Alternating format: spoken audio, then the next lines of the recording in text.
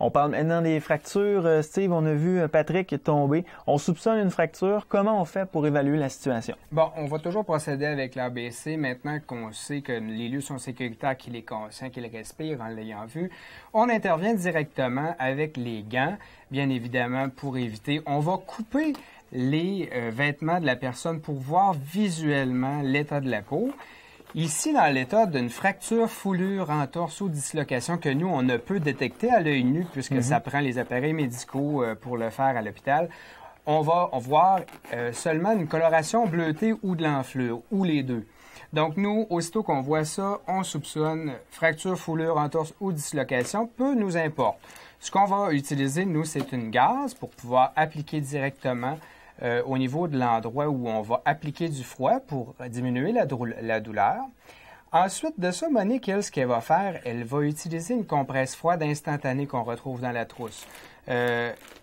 Cette compresse-là va nous aider à diminuer la douleur et l'enflure. Nous, dans le cas présent, comme c'est une fracture ou une foulure simple, ce qu'on veut faire, c'est stabiliser ou immobiliser.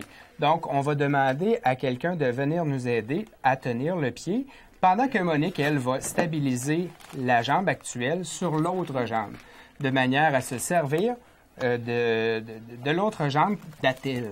Donc, elle va utiliser les bandages triangulaires pour pouvoir faire la technique d'immobilisation de la fracture.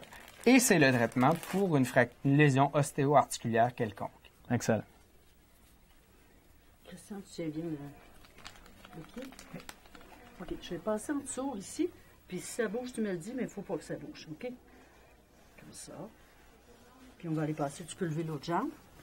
On va le placer un petit peu plus haut.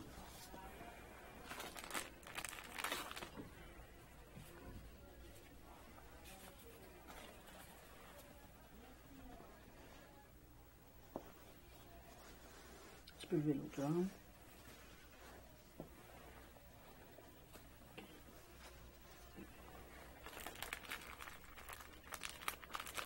Christian, c'est correct? Oui. Je m'en vais dans ton coin. Donc, Steve, on voit le résultat final. Simplement me rappeler pourquoi on a mis une couverture. Bien, c'est pour justement mouler les jambes ensemble de manière à les stabiliser et que ça soit confortable pour la victime. Donc, une fois la couverture placée, on a tout serré ça, on a placé ça avec le cold pack et la personne est en tout confort pour pouvoir attendre les secours médicaux d'urgence.